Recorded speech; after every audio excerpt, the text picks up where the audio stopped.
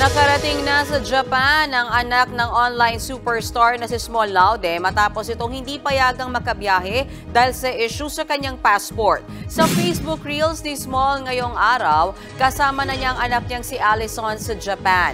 Bago yan, ipinost kahapon ni Small sa kanyang Instagram story na hindi pinayagang makasakay sa kanilang flight si Allison dahil sa hawak nitong temporary Canadian passport. Sinabihan daw sila ng check-in manager na mismo ang Japanese Embassy ang nagsabi na hindi raw pinapayagan doon ang temporary passport.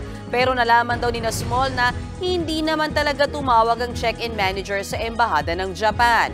Nag-trending ang IG story na ito ni Small. Nagsorry naman sa nangyari ang Philippine Airlines. Natuklasan din ng PAL na pinapayagan sa Japan ang mga may temporary Canadian passport. Kaya pinayagan din nilang makalipad kinabukasan pa Japan ang anak ni Small. May ginagawang hakbang na rin daw ang PAL para hindi na ito maulit.